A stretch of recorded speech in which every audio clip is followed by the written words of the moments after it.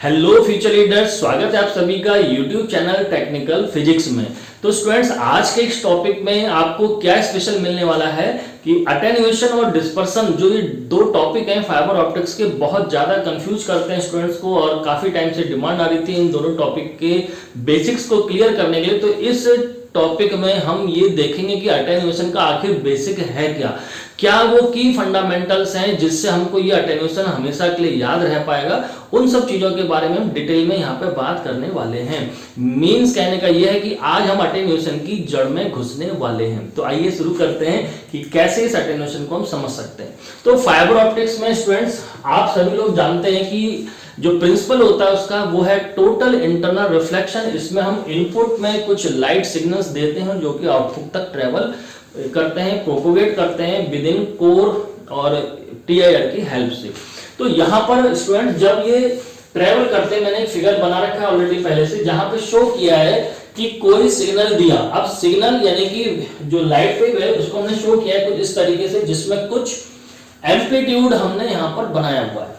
तो ये जो चीज है ये क्या है, यहाँ पर ये इनपुट को शो करता है। तो इनपुट सिग्नल हमने दिया, आउटपुट सिग्नल जो यहाँ पे हमें मिल रहा है, तो इस आउटपुट सिग्नल में हम क्या देखते हैं कि जो एम्पलीट्यूड है ये हमारा कम हो रहा है। तो कम क्यों हो रहा है, उसके पीछे कई सारे फैक्टर्स होते हैं, इन्हीं पर हमारा ये आज का टॉपिक बेस्ड है। तो जब ये आउटपुट में सिग्नल हमें मिलता है तो दो तरीके के फिनोमेना यहाँ पर हमें देखने के लिए मिलते हैं। तो वो क्या दो तरीके के फिनोमेना हमें देखने के लिए मिलते हैं, मैं यहाँ पे लिखता हूं इसको। हमें यहाँ पर या तो पावर लॉस देखने के लिए मिलता है, या हम यहाँ पे ऐसा भी कह सकते हैं कि हमें इंटेंसिटी में लॉस देखने के लिए मिलता है। तो इंटेंसिटी या एम्पलीट्यूड, यहाँ पे हमने जैसे एम्पलीट्यूड के बारे में कहा, तो इनडायरेक्टली या कहें कि जो मेन पर्पज है वो क्या है हमारा, पावर लॉस को इंडिकेट करने का। तो एक फिनोमेना तो हमें यहाँ पर ये देखने के लिए मिलता है।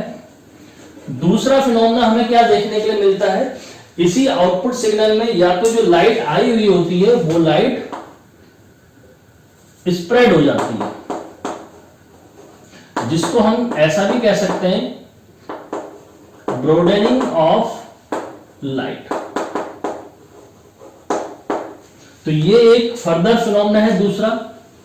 तो ये दो तरीके के फिनोमेना हमें आउटपुट में, जब हम लाइट को किसी फाइबर से, फाइबर ऑप्टिक केबल से पास कराते हैं, तो हमें जो आउटपुट में दो लाइट का आउटपुट जब मिलता है तो उसमें ये दो तरीके की चीजें बेसिकली देखने के लिए मिलती हैं।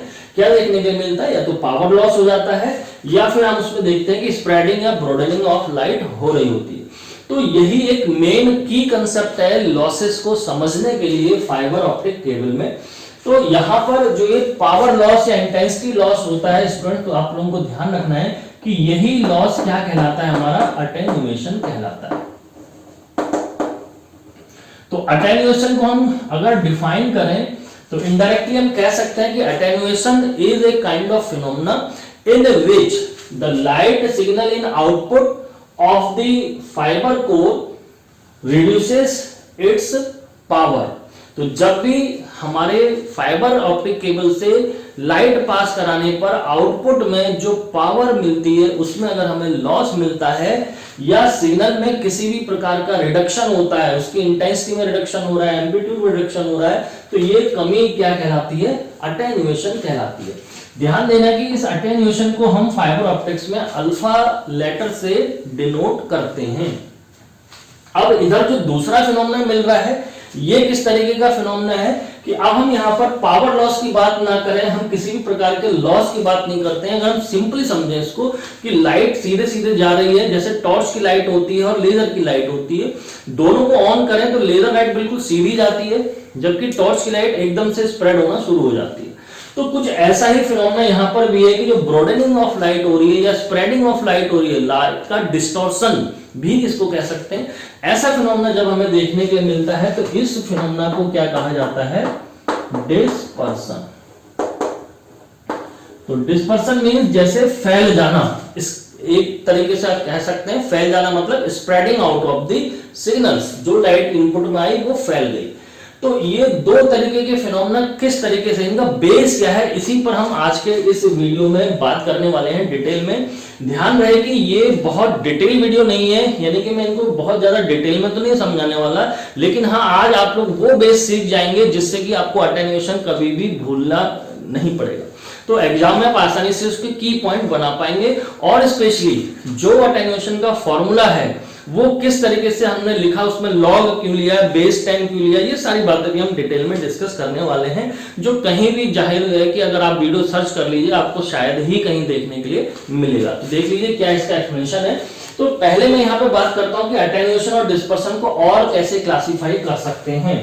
तो अटेन्यूएशन बेसिकली होता क्या है, ये 3 प्रकार का होता है, यानी कि इसको क्लासीफाई अगर मैं करूं अटेन्यूएशन को, तो 3 प्रकार के लॉसेस को अटेन्यूएशन की कैटेगरी में रखा गया है। वो क्या लॉस है? नंबर 1 है एब्जॉर्प्शन। तो पहला लॉस है एब्जॉर्प्शन लॉस। दूसरा जो लॉस है इसी में हम कह सकते हैं इसमें बेंडिंग लॉस, और तीसरा जो कैटेगरी का लॉस है वो हम कह सकते हैं स्कैटरिंग लॉस। अब इसी तरीके से इधर डिस्पर्सन भी जो है कई तरीके का है। तो इसकी अगर मैं क्लासिफिकेशन की बात करूं तो इसको भी हम 3 पार्ट में डिवाइड कर सकते हैं। तो डिस्पर्सन में जैसे पहला है हमारा मॉडल डिस्पर्सन, दूसरा जो डिस्पर्सन होता है वो है मटेरियल डिस्पर्सन, और तीसरा जो होता है वो है वेव गाइड डिस्पर्सन। तो डिस्पर्सन के भी 3 टाइप हैं और अटेन्यूएशन के भी 3 टाइप हैं। ऐसा आप याद रखने के लिए एक चार्ट बनाएंगे। ये फ्लो चार्ट अगर आप जो मैं बनाने जा रहा हूं इसको अगर आपने याद रख लिया तो डेफिनेटली आप एग्जाम में इस क्वेश्चन को कभी भी नहीं भूलेंगे और आसानी से लिख पाएंगे। तो की कंसेप्ट मैं यहाँ पे बताऊंगा, ध्यान रहे कि मैं इनको बहुत ज्यादा डिटेल में नहीं बताने वाला हूं, क्योंकि इसका वीडियो अलग है डिटेल में, जहां पर हमने इसको पूरा बिल्कुल A to Z ABCD सब समझाया हुआ है, वहां से आप उसको डिटेल में देखेंगे। बट यहाँ पे भी मैं आपको इसका ओवरव्यू दूंगा जिससे कि आपके माइंड में ये बिल्कुल छप जाएगा। चलिए, तो अब एब्जॉर्प्शन लॉस की भी अगर मैं बात करूं तो ये किन चीजों पर डिपेंड करता है? फर्दर ये 3 चीजों पर डिपेंड करता है। वो क्या क्या चीजें हैं? 3, इंट्रिंसिक, और दूसरा है एक्सट्रिंसिक, और तीसरा है बाय एटॉमिक डिफेक्ट्स। अब इसी तरीके से जो बेंडिंग लॉस है हमारा, वो बेंडिंग लॉस भी 2 प्रकार का है जिसको डिवाइड किया गया है, कैटेगरी में बांटा गया है। पहला है माइक्रो बेंडिंग लॉस और दूसरा है मैक्रो बेंडिंग लॉस। ठीक है। अब तीसरा जो है हमारा स्कैटरिंग लॉस, ये जो है डिफ्यूज्ड रिफ्लेक्शंस होते हैं। तो ये क्या होते हैं, ये सब डिटेल तो हम आगे डिस्कस करेंगे।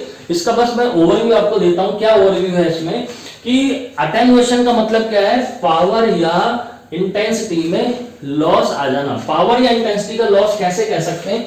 फॉर एग्जांपल यहां पर मैंने कहा कि कोई पावर हमने यहां से सेंड करी, ठीक है, तो ये पावर ज्यादातर ध्यान रहे कि ये डेसिबल पर किलोमीटर के हिसाब से हम यहां पर इसकी यूनिट जो है अटेन्यूएशन की वो लेते हैं। तो इतनी पावर हमने ट्रांसमिट की और यहां पर हमें मिल रहा है, मान लेते हैं 9 डेसिबल पर किलोमीटर। तो ये जो रिडक्शन आया, जो पावर में कमी आ गई, कई किलोमीटर की केबल थी उसमें इतनी रिडक्शन आई, वैल्यू 1 डेसिबल पर किलोमीटर कम हो गया।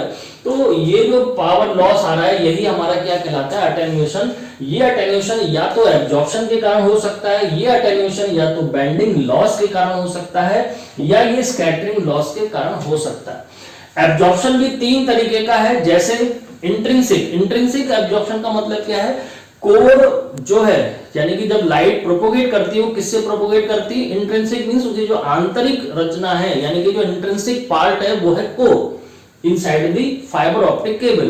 तो कोर मटेरियल के कारण जो एब्जॉर्प्शन होता है लाइट का, जो लाइट भेजी गई वो कुछ ना कुछ एब्जॉर्ब कर लेगी कोर, क्योंकि वो या तो प्लास्टिक मटेरियल से बनती है, डिफरेंट पॉलीमर्स, या वो ग्लास से बनाई जाती है। तो इसी तरीके से एक्सट्रिंसिक क्या है, इसी कोर को बनाने के लिए मान लेते हैं कि चौक कांच का वो सबसे इनर पार्ट है, कोर पार्ट है। इस कांच को बनाने के लिए, इस ग्लास को बनाने के लिए हम इसमें कुछ डोपिंग भी करते हैं, यानी कि अदर देन ग्लास मटेरियल्स भी कई बार डोप किए जाते हैं ताकि इसकी अच्छी स्ट्रेंथ बनी रहे। तो उस डोपिंग के कारण जब एब्जॉर्प्शन होता है वो भी एक कारण बनता है इस तरीके के पावर के लॉस का।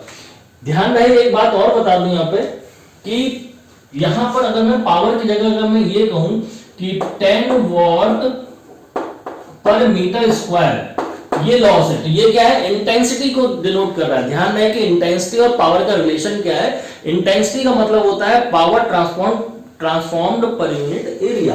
तो इंटेंसिटी भी अगर मैं कहूं कि 9 वॉट पर मीटर स्क्वायर इतनी रह गई, तो इसमें भी कुछ ना कुछ रिडक्शन आ रहा है। तो चाहे इंटेंसिटी में हो चाहे पावर में हो, तो ये सारी चीजें क्या कहलाएंगी, अटेन्युएशन ऑफ सिग्नल ही कहलाती है। Reduction of signal intensity, reduction of power of input signal, तो यही कहलाता है अटेन्युएशन।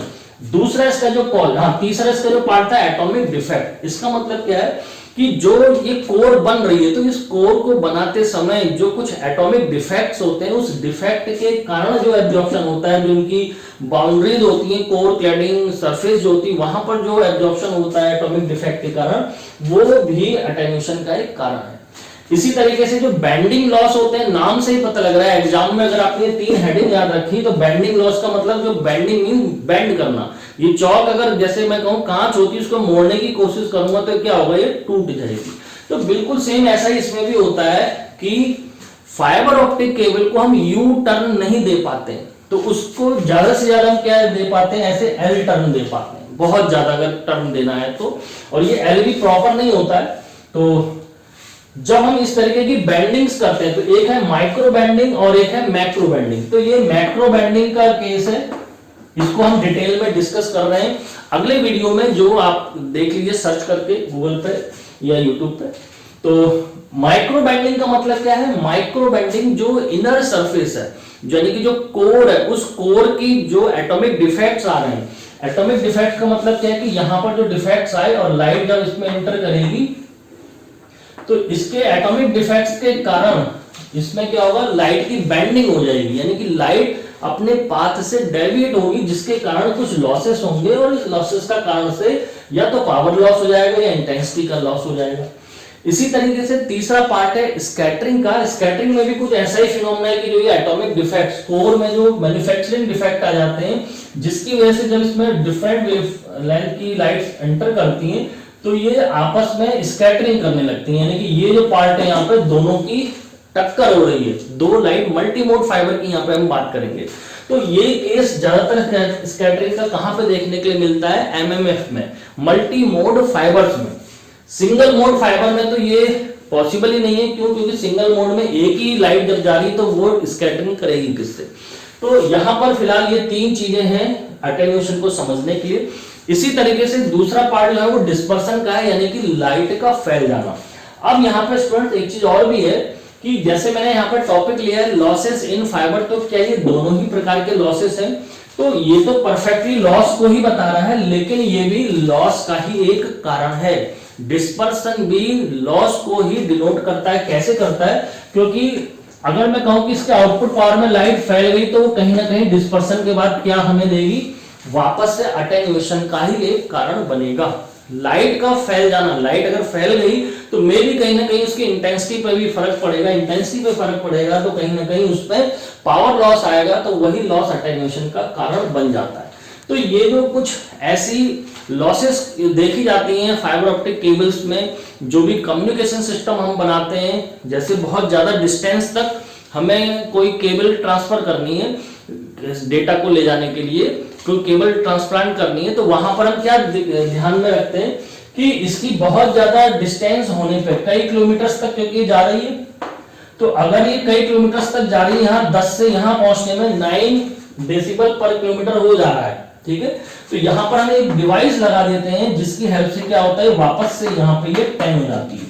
ये डिवाइस जस्ट लाइक बूस्टर्स होती है, एम्पलीफायर होते हैं, जो पावर लॉस हो चुका होता है, क्योंकि अगर हमें लॉन्ग डिस्टेंस कम्युनिकेशन करना है सिंगल केबल अगर हम लॉन्ग डिस्टेंस तक लेके जाएंगे तो प्रॉब्लम क्या आएगी कि जो पावर, जो सिग्नल इधर से भेजा होगा वो आउटपुट तक प्रॉपर नहीं पहुंचेगा और जो इंफॉर्मेशन हमने भेजी थी वो पहुंचेगी नहीं। यहां से हमने जैसे फॉर एग्जांपल आप अपनी क्लास में पढ़ते हैं, यानी कि बीटेक में आपने एडमिशन लिया, बीएससी में लिया, एमएससी में लिया, तो एडमिशन लेते समय आप एक स्टूडेंट थे, एक अच्छे स्टूडेंट थे, पढ़ने लिखने के लिए आए, 2 साल बिताए, 1 साल बिताए या 4 साल बिताए, जिसने जैसा कोर्स में एडमिशन लिया, और 4 साल के बाद वो अच्छा स्टूडेंट क्या बन गया, बुरा स्टूडेंट बन गया। यानी कि इनपुट में तो अच्छा स्टूडेंट था, आउटपुट में भी अच्छा ही स्टूडेंट बन के बाहर निकलना चाहिए था ताकि अच्छा प्लेसमेंट मिल सके, लेकिन वो कैसा बन गया, उसमें डिफेक्ट आ गया, उसमें प्रॉब्लम आ गई, लॉस हो गई, उसकी जो अच्छाई थी वो लॉस हो गई। अब वो लॉस का कारण क्या बना, वो जो कैविटी है, जो वो ऑप्टिकल फाइबर की केबल है, उसी के अंदर वो लॉस बन रहे हैं। तो वो लॉस का कारण क्या है वो आपको ढूंढना पड़ेगा, उस लॉस के कारण को रिमूव करना पड़ेगा। तो आप भी अगर आपको लग रहा है कि आपकी परफॉर्मेंस 12th के बेसिस से डाउन जा रही है, तो आप भी अपने लॉस को आइडेंटिफाई करिए और उसको जड़ से बिल्कुल खत्म कर दीजिए। तो ये तो इसका बेसिक है कि अटेन्यूएशन को कैसे याद रखना है, इनको कैसे एक्सप्लेन करना है और क्या एक्सप्लेन करना है डिटेल में, उसके फिगर्स क्या क्या होंगे, ये सारी चीजें हमने डिटेल में अगले वीडियो में शेयर की हैं, उसको जरूर जाकर के देख लीजिएगा। उसका लिंक मैं यहाँ आई बटन में भी दूंगा, डिस्क्रिप्शन में भी आपको जल्दी ही प्रोवाइड कर दूंगा। तो अब हम बात करते हैं कि यहाँ पर ये जो अटेन्यूएशन है इसको निकाला कैसे जाए। तो इसके लिए एक फॉर्मूला बनाया गया था, तो आइए उस फॉर्मूले को समझ लेते हैं। और उस फॉर्मूले में जाने से पहले मैं आपको बता दूं फिर से कि जो अटेन्यूएशन होता है उसकी जो यूनिट होती है, अटेन्यूएशन को नापने की, मेजरमेंट की जो उसकी इकाई है, जो यूनिट है, वो क्या है, डेसिबल है। तो लॉसेस जो होते हैं वो हमेशा पावर के होते हैं, तो पावर का ही एक रेशियो है, इनपुट और आउटपुट का रेशियो ही हमारे लॉस को डिनोट करता है। कैसे करता है तो आइए उसको हम डिटेल में देख लेते हैं कि डेसिबल में ही लॉस कैसे लिया जा रहा है या क्यों लिया जा रहा है, या इसमें हम जो फॉर्मूला लेते हैं उसमें लॉग बेस 10 क्यों लेते हैं। इन सारे सवालों का जवाब इस आगे के पार्ट में आपको देखने के लिए मिलेगा। तो मैं इसको रब कर देता हूं।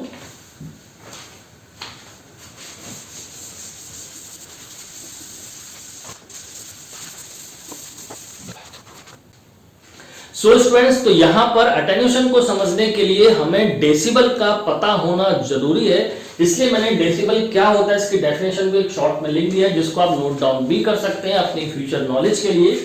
तो इसका जो अटेन्यूएशन का फॉर्मूला है वो क्या है, अटेन्यूएशन हम जानते हैं कि एक प्रकार का क्या है, ये एक लॉस होता है। तो अगर मैं जैसे लॉस नहीं है कहीं पे गेन, अगर आपने आउटपुट गेन की बात कभी सुनी हो तो वो कैसे निकाला जाता है, पावर आउटपुट यानी कि आउटपुट अपॉन इनपुट का रेशियो होता है। तो यहां पर हमारा जो लॉस है वो किस कैटेगरी में हो रहा है, ये जो लॉस है ये हमारा आउटपुट अपॉन इनपुट की कैटेगरी से निकाला जा रहा है। जब हम यहां पर अटेन्यूएशन की बात करते हैं तो अटेन्यूएशन को हम हमेशा कहते हैं कि इसको हम डेसिबल, जो इसकी मेजरमेंट यूनिट है, स्पेशली डेसिबल ही क्यों ली गई है, इसके पीछे क्या लॉजिक है कि डेसिबल जो है हमारी ये साउंड को मेजर करने का भी मेजरमेंट यूनिट है, इसकी साउंड को मेजर करने के लिए यूज किया जाता है। तो decibel is a relative unit of measurement which is equal to the 1/10 of a bell.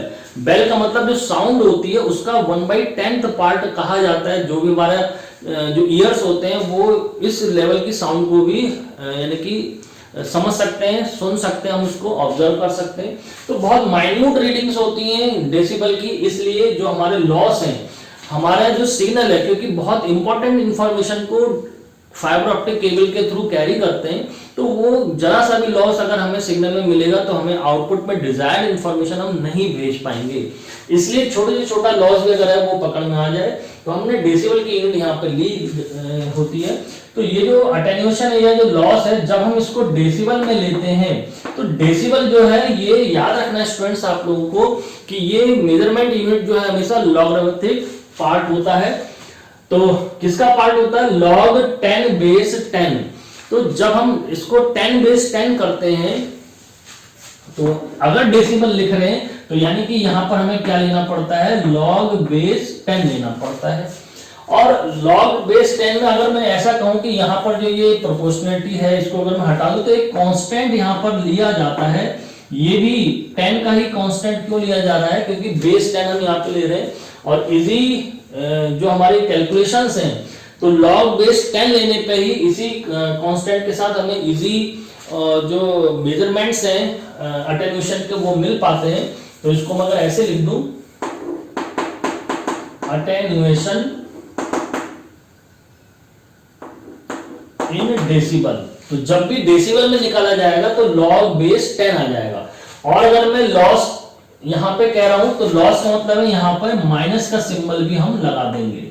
ये ध्यान देना स्टूडेंट्स आपको, माइनस का सिंबल हम यहां पर क्या डिनोट कर रहा है, जनरली अगर माइनस नहीं लगा होता है तो आउटपुट अपॉन इनपुट हमेशा जो गेन होता है, जो आउटपुट में चीज मिली हुई होती है, लाभ होता है, उसको बताता है। यहां पर हमें हानि हुई है, लॉस हुए, इसलिए हमने P output by P input के साथ क्या लगा दिया, सिंबल माइनस का लगा दिया है।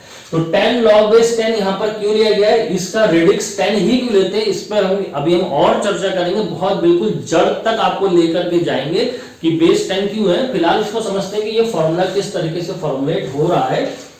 तो ये जो डेसिबल है फॉर्मूला, अगर ये केबल है मान लेते हैं ऑप्टिकल फाइबर की, और हमने ये भी आपको बताया कि ये केबल ऐसा नहीं कि कुछ ही मीटर की होती है, ये कई किलोमीटर्स तक होती है, क्योंकि एक सिटी से दूसरे सिटी या कह सकते हैं एक स्टेट से दूसरे स्टेट अगर हमें कम्युनिकेशन करना है, बहुत लंबी लंबी फाइबर ऑप्टिक्स की केबल का जाल बिछाया जाता है जिससे कि आप इंटरनेट देख पाते हैं, ब्रॉडबैंड की फैसिलिटी मिल पाती है। तो कई किलोमीटर्स तक की इसकी लेंथ होती है, जो लेंथ है कई किलोमीटर्स तक में होती है। तो ये पर यूनिट लेंथ जब हम लॉस निकालना चाहते हैं तो डेसिबल पर यूनिट लेंथ, तो ये लेंथ ज्यादातर किलोमीटर में होती है, जरूरी नहीं है कि मीटर में ना हो, मीटर में भी हो सकती है। छोटी केबल होगी तो मीटर में लॉस होगा, बड़ी केबल होगी तो किलोमीटर में लॉस होगा। तो डेसिबल पर किलोमीटर यानी कि अटेन्यूएशन पर यूनिट लेंथ जब हम निकालेंगे तो यहां पर यूनिट लेंथ में इसी फॉर्मूले में हम क्या कर देंगे, इसको मिटा देता हूं, डिवाइड बाई लेंथ कर देंगे, पर यूनिट लेंथ का लॉस निकाल देंगे। तो माइनस का जो ये 10 था इसके अपॉन में हम क्या लिख देंगे, एल। एल जहां पर उस केबल की लेंथ है, क्योंकि जितनी ज्यादा लंबी केबल होगी उतना ही हमारा लॉस भी क्या होगा, ज्यादा होगा। ठीक है, तो यहां पर यूनिट लॉस क्योंकि लेंथ के रेस्पेक्ट में निकालना था, तो ये फॉर्मूला हमारा इस प्रकार से लिखा जा सकता है।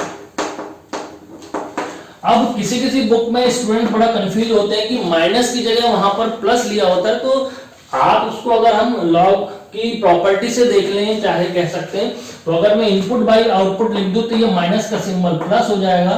तो ये हमारा फॉर्मूला कुछ इस तरीके से भी कई बुक्स में लिखा हुआ मिलता है। तो पी इन बाई या P I by P O ऐसा भी लिखा रहता है।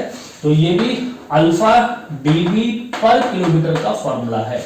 अगर हम पर किलोमीटर नहीं लगाएंगे, ध्यान देना है कि अगर आपसे पर यूनिट लेंथ लॉस नहीं पूछा जा रहा है तो वहां पर ये एल नहीं आएगा, सिंपली वहां पे 10 log base 10 P I by P O करेंगे। तो ये 10 log बाई 10 क्यों लेते हैं, इसके पीछे क्या लॉजिक है, तो उसको हम अभी डिस्कस करने जा रहे हैं। तो आई थिंक यहाँ पर आपको ये फॉर्मूला क्लियर हो चुका होगा। इसको एग्जाम के लिए आप बिल्कुल याद रखेंगे, जो न्यूमेरिकल्स आएंगे उसमें सॉल्व करने में आपके ये काम आएगा। तो दोनों में से कोई भी फॉर्मूला आप यूज कर सकते हैं। ध्यान देना है कि अगर आउटपुट बाई इनपुट आप ले रहे हैं, P output by P input, power है, पी जहां पर पावर है तो हमेशा माइनस सिंबल यहां पे आपका रहेगा जो कि लॉस को डिनोट करता है। अब सवाल ये है कि यहाँ पर लॉस को क्यों डिनोट कर रहा है, तो यहाँ पर भी कर रहा है, बट हमने यहाँ पे क्योंकि इनपुट अपॉन आउटपुट के टर्म्स में इसको लिखा है तो इसलिए यहाँ पे लॉग की प्रॉपर्टी से वो सिंबल हमारा माइनस माइनस प्लस हो जाता है। तो 10 by L log base 10 P I by P U, इस फॉर्मूले को आप अच्छे से याद रख लेंगे।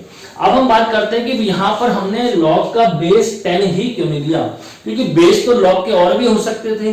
ठीक है, तो लॉग का जैसे ई बेस भी होता है। ठीक है, तो इसके साथ ही साथ हम 2 बेस क्यों नहीं लेते, जैसे बाइनरी में होता है, तो उसके पीछे कुछ लॉजिक्स हैं, आइए उसको डिस्कस करते हैं। तो और इंटरेस्टिंग बात यहाँ पे हम लोग जानने जा रहे हैं, तो बने रहिएगा वीडियो में।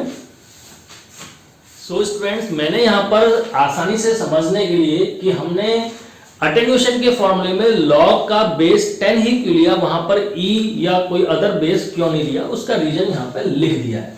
इसको ध्यान रखिए, एग्जाम में कभी नहीं आता, लेकिन ये आपके लॉजिकल अंडरस्टैंडिंग के लिए, ताकि आप अटेन्यूएशन का फॉर्मूला समझ सकें कि वो कैसे जनरेट हुआ, उसमें लॉग बेस 10 क्यों यूज हुआ, वहां पर वो वैल्यू कैसे आई, उसका एक्सप्लेनेशन यहाँ पर डिटेल में है। तो मतलब क्या है कि अगर कहीं पे कोई पेड़ है, उसकी अगर आप जड़ में घुस जाएंगे, उस जड़ को पहचान लेंगे, जड़ की पहचान आसानी से कर पाएंगे, तो आप उस पेड़ की संरचना को समझ सकते हैं। तो ऐसा ही कुछ यहाँ पर भी है कि अगर हम उसका बेस की बात करें तो बेस यहाँ पर है हमारे पास log बेस 10। तो पहले समझ लेते हैं कि ऐसा क्यों है। तो एक डेफिनेशन यहाँ पे समझ सकते हैं कि जो हमने 10 लिया है वो रैंडमली ही लिया है, उसके पीछे कोई भी लॉजिक स्पेशली तो नहीं है। लेकिन एक जनरल और सामान्य रूप से जो कैलकुलेशंस की जाती है मैथमेटिक्स में, अर्थमेटिक में, log बेस 10 से वो बहुत आसान हो जाती है। अगर मैं सिंपल लैंग्वेज में इसका एक्सप्लेनेशन की बात करूं तो वो यही है। इसको समझ लेते हैं। The choice of base 10 is arbitrary. Arbitrary का मतलब है कि कुछ जरूरी नहीं है कि हम 10 ही लें, आप कुछ भी ले सकते थे, लेकिन हमने 10 ही क्यों लिया। But it is commonly used in fibre optics as it is easy to work. तो ये इसका मेन आंसर है कि इसको log बेस 10 को लेकर के वर्क करना काफी इजी है, और ये बहुत ही अच्छा जो एक्यूरेट आंसर है, ये सिंप्लिसिटी के साथ हमें मिलता है। तो प्रिसीजन एंड सिंप्लिसिटी के साथ हमें इसमें आंसर आउटपुट में मिल जाता है, एक बैलेंस देखने के लिए मिलता है आउटपुट में। इस वजह से हम इसके बेस 10 को लेते हैं। और ये सिंप्लिसिटी और प्रिसीजन, एक्यूरेट आंसर कैसे दे पा रहा है उसको समझने के लिए हमने नीचे एग्जांपल भी लिया हुआ है। फॉर एग्जांपल कि if we calculate log of any number with base 10, अगर हम किसी भी नंबर का जो संख्या है p output by p input जैसे मिल रहा था, उससे जो डिजिट आएगी उसका अगर हम log बेस 10 लेते हैं, then integer is just greater than that calculated value gives the number of digits in that number. तो उसमें जो आंसर आता है, यानी कि जो इंटीजर संख्या हमें वहां पे मिलती है, वो वही होती है एक्चुअल में जितने नंबर्स का हमने log लिया होता है, उससे एक डिजिट कम यहाँ पे हमें हमेशा मिलती है। एक एग्जांपल समझते हैं, जैसे कि log बेस 10 अगर हम ले रहे हैं और हमारे पास 6 डिजिट्स हैं, वो 6 डिजिट्स कुछ भी हो सकती हैं। जैसे अगर मैं बात कर लूं यहाँ पे 1, सपोज 6 डिजिट 1 की 1 दे देते हैं, तो यहाँ पे टोटल कितनी मैंने डिजिट ली है, 6 डिजिट। तो बहुत आसान है इसका log निकालना है, इसलिए कहा गया, क्योंकि बहुत सिंपल है और एक्यूरेट आंसर भी आपको देता है, इसलिए इस फॉर्मूले को जो अटेन्यूएशन था उसमें log बेस 10 का यूज किया गया। तो ये आंसर कैसे मिलेगा, 10 6 डिजिट्स है तो इंटीजर हमेशा एक कम रहेगा, यहाँ पर 5 वैल्यू मिलेगी। 5 log की 10 बेस पे वैल्यू आई, मतलब हमने यहाँ पे 6 डिजिट का log लिया हुआ है। तो ये 5.00 समथिंग कुछ वैल्यू आपको मिल रही होगी। अब आप कहेंगे सर अगर ये तो भाई 1 की जगह कुछ और भी तो हो सकता था। बिल्कुल बेशक हो सकता था। ये यहाँ के बीच में मैक्सिमम अगर मैं कहूँ कि यहाँ तक हो सकता है। तो जब 6 की 6 डिजिट अगर हम 99999 ले लें, तो उस केस में यहाँ पर क्या होगा, ये वैल्यू 5.99 के रेस्पेक्ट में हमें मिलेगी। यानी कि इतनी वैल्यूज के बीच में ये आंसर फ्लोट करता है, और किसी भी बड़े से बड़ी डिजिट का log बेस 10 निकालना आप मुंह जवानी इसको निकाल सकते हैं। कैसे निकालेंगे, एक और एग्जांपल ले लेते हैं। मान लेते हैं मेरे 6 की जगह 7 डिजिट हो जाते, तो 7 डिजिट होते 1 + 1 कर देते, तो ये 1000 हो जाता। तो 1 2 3 4 5 6 7, तो 7 डिजिट का अगर यहाँ पे 1 और सारे डिजिट 0 हैं, तो आपको याद रखना है कि ये सीधे इसका log बेस 10 कितना होगा, 6 होगा। लेकिन अगर हम यहीं पे इसको अगर हम 1 कर दें, तो यानी कि 0000 आ रहा होगा, लास्ट में कहीं पे 1 वैल्यू आएगी। एक्यूरेट वैल्यू आप कैलकुलेटर से भी निकाल सकते हैं और log टेबल से भी निकाल सकते हैं। इसी तरीके से इसको अगर मैं 111 कर दूं, तो सिमिलरली ये ऐसे ही 1.00 और यहाँ पे कुछ और वैल्यू मिलना शुरू हो जाएंगी। और 999 7 बार अगर मैं लिखूं इसको, तो इसी तरीके से ये यहाँ पे हमें 6.99 के टर्म्स में मिलेगा। और जैसे ही हम यहाँ पे वैल्यू 10 बेस में 8 कर देंगे, तो ऑटोमेटिकली यहाँ पे क्या बन जाएगा, इंटीजर 7। तो ये बहुत इजी कैलकुलेशंस होती हैं, इसी वजह से log बेस 10 को लिया गया है। और ये कहा गया कि ये आर्बिट्री वैल्यू है, यानी कि कोई जरूरी नहीं कि आप 10 ही लेते, वहां पे हम कुछ और भी ले सकते हैं। लेकिन सिंपलिसिटी के लिए और सिंपल कैलकुलेशन के हिसाब से हमने इसको यहाँ पे इतना लिया हुआ है। अब इसको अगर हम वैसे देखें, थोड़ा सा अगर मैं आपको कहूँ कि बायोलॉजिकल रेफरेंस, मैंने यहाँ पे हिंट लिखा है थोड़ा सा समझने के लिए, लेकिन ये बहुत ज्यादा कोई लॉजिक नहीं है, लेकिन समझ सकते हैं। क्या समझ सकते हैं कि बेस 10 का मतलब क्या है। अगर आप बायोलॉजिकल, हमारा जो बॉडी है वो बायोलॉजिकल रेफरेंस में हम यूज कर सकते हैं। जैसे कि मेरे हाथ में यहाँ पे कितनी उंगलियां हैं, 5, इस हाथ में भी कितनी है, 5, यानी कि हाथ में टोटल उंगलियां हमारे पास कितनी है हैंड्स में, तो फिंगर्स इन हैंड्स की अगर हम बात करें तो वो 10 होती हैं, तो यानी कि इसीलिए बेस 10 हमने लिया है। ऐसे ही भाई कहा जाए कि पैर में भी 10 उंगलियां होती हैं, तो पैर में भी 10 उंगलियां हैं, तो यानी कि बेस हमारा क्या है 10। तो बायोलॉजिकल रेफरेंस भी इसकी पुष्टि कर रहा है, हालांकि ये कोई लॉजिक नहीं है, लेकिन समझने के लिए मैंने ऐसे ही अपनी एक क्लास में एक बार एग्जाम्पल के तौर पे दिया था। तो कई बच्चे इसी समय बोल उठे कि सर 10 ही क्यों, बॉडी में तो बहुत सारे बायोलॉजिकल रेफरेंस हैं। तो मैंने कहा बताओ, तो उन्होंने बताया कि जैसे सर हमारी 2 आंखें हैं, मैंने कहा बिल्कुल है। तो उन्होंने बोला सर 2 आंखें नहीं, हमारे 2 कान भी है, मैंने कहा बिल्कुल है। तो 2 आंखों का 2 कान का मतलब क्या है कि बेस 2 को भी हमने मान्यता दी। ये कोई वैसे लॉजिक नहीं है, लेकिन अगर हम बायोलॉजिकल रेफरेंस को डिजिटल को अपने अगर इस थ्योरी से कैलकुलेशन से मिलाएं तो वाकई में ये सही भी बैठ रहा है।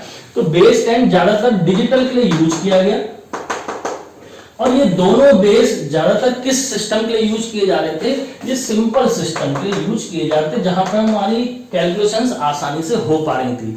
अब किसी स्टूडेंट ने ये भी कहा कि सर हमारे तो बायोलॉजिकल रेफरेंस की बात करें, पेट के अंदर देखें तो इतनी सारी आते होती है, टिश्यूज होते हैं मल्टीपल, इतने इनफाइनाइट हम गिन ही नहीं सकते।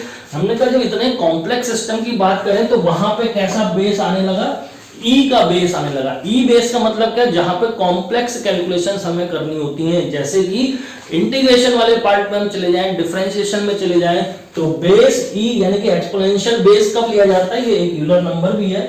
तो जहां पर हमें कॉम्प्लेक्स कैलकुलेशंस हो जाती हैं वहां पर हम ई बेस भी लेते हैं। लेकिन क्योंकि यहां पर हमें अटेन्यूएशन को निकालना था और सिंपल कैलकुलेशंस के फॉर्म में करना था, इसीलिए हमने लॉग बेस 10 लिया। अच्छा, कई शरारती बच्चे भी जैसे क्लास में होते हैं, थोड़े से बैक बेंचर जिसे कह सकते हैं, तो जरूरी है कि हर बैक बेंचर शरारती होता है, अच्छे बच्चे भी पीछे बैठते हैं। लेकिन ऐसे एक बच्चा बोल उठा सर अभी आपने बात करी कि 10 उंगलियां होती हैं, यानी कि बॉडी में तो डिफरेंट पार्ट होते हैं, अगर बॉडी में एक ही पार्ट हो, कोई ऐसा अंग जो एक ही होता है, तो सर बताइए कौन सा बेस होगा। तो मैंने उसके सामने हाथ जोड़ लिए, तो मैंने कहा भाई आप अपने मैथमेटिक्स के टीचर से मिलिएगा इसके लिए कि वहां पर कौन सा बेस बनेगा कौन सा नहीं बनेगा। और अगर आपने अपने मैथ के टीचर से कांटेक्ट किया और बताया उन्होंने, तो मुझे भी बताइएगा कमेंट में लिख के कि भाई अगर एक ही है तो भाई उस कंडीशन में आप कौन सा बेस इस्तेमाल करेंगे। तो खैर ये थी मजाक की बात, लेकिन कंसेप्ट ये था कि आप लॉसेस इन फाइबर को डिटेल में कैसे याद रख पाए, उसका बेस क्या है, कैसे इसके फॉर्मूले को हम डिजाइन करते हैं, ये आपकी समझ में आ जाए। तो आज का लेक्चर हम यहीं पे खत्म करते हैं। और इसका आप अटेन्यूएशन और डिस्पर्सन के लॉन्ग वाले जो वीडियो जरूर देखिएगा, जिसमें हमने डिटेल में समझाया है, ताकि आप आसानी से कॉम्पिटिशन्स में इसको लिख सकें, फॉर्मूले को यूज कर सकें और न्यूमेरिकल्स को सॉल्व कर सकें। तो आज के लिए इतना ही, जल्द मिलते हैं नेक्स्ट वीडियो के साथ, तब तक के लिए थैंक यू।